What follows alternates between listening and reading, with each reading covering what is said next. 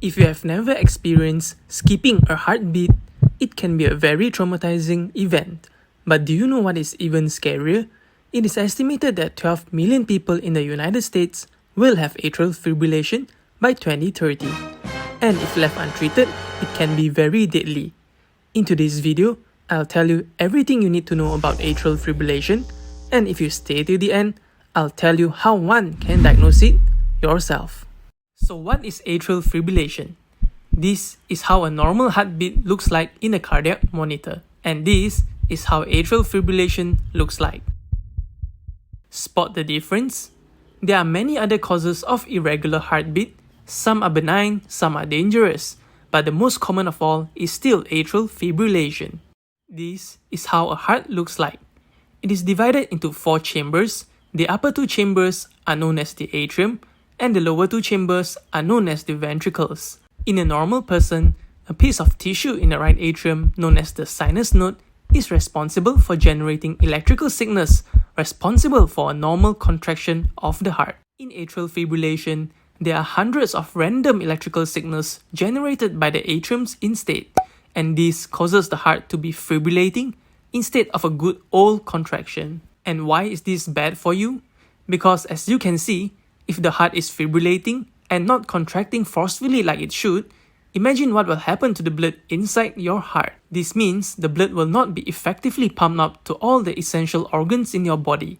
Instead, there is a high chance of the blood to form a clot inside your heart. And if this clot travels to the brain, it can cut off blood supply to the brain and causes stroke, which is the number 1 complication of atrial fibrillation. And what causes atrial fibrillation? Some people have no obvious cause, but the risk of atrial fibrillation generally increases with age, especially if one is over 65 years old, and it typically occurs in people who have underlying heart disease. Almost any type of heart disease can increase a person's risk for atrial fibrillation, but the most common causes are heart disease due to chronic high blood pressure, known as hypertensive heart disease, or heart attack, also called myocardial infarction. Heart failure is when the heart does not pump as well as it should, and heart valve diseases such as mitral regurgitation or mitral stenosis. Other medical problems that are also associated with an increased risk of developing atrial fibrillation includes alcohol and binge drinking. Binge drinkers can develop atrial fibrillation that is usually transient. This often occurs over weekends or holidays when alcohol intake is excessive. That is why it is sometimes called as holiday heart syndrome. The next risk is hyperthyroidism. Atrial fibrillation occurs in about 13% of all people with an overactive thyroid gland, called hyperthyroidism. Blood testing to check thyroid function is recommended in anyone with atrial fibrillation, since hyperthyroidism is treatable. There are some evidence that atrial fibrillation can be caused by sleep apnea, a condition in which a person stops breathing for prolonged periods of time while sleeping. Patients with atrial fibrillation who are overweight or have a history of snoring or excessive sleepiness during the daytime should be evaluated for sleep study. Treatment for sleep apnea can eliminate atrial fibrillation in certain people. Certain medications such as theophylline, which is commonly used for the treatment of asthma and chronic lung disease, can stimulate the heart and contribute to the development of atrial fibrillation. And finally, patients who are obese, who had diabetes or chronic kidney disease are also at risk of developing atrial fibrillation. Moving on to the symptoms.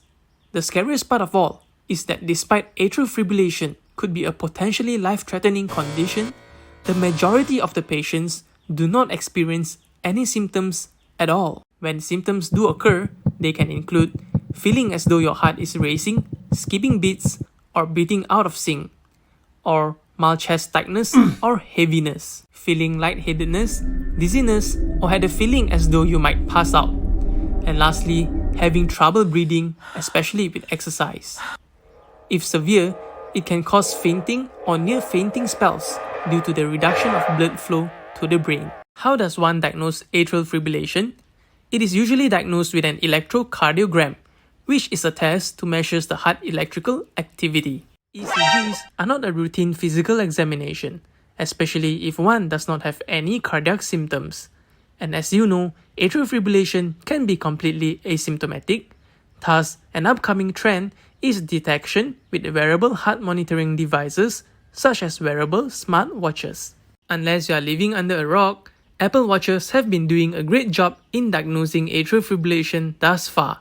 And as they say, and this is the first ECG product offered over the counter directly to consumers. You can take an ECG anytime, anywhere, right from your wrist. The entire process takes just 30 seconds, and at the completion of the ECG recording, you will receive a heart rhythm classification. If your heart is beating in a normal rhythm, the app will classify the measurement as sinus rhythm, and the app will also classify atrial fibrillation. if any of you are interested, you are more than welcome to check out my referral link down below. Now that you know what is atrial fibrillation, do you want to know how do doctors treat atrial fibrillation in real life? Click on the link to find out more.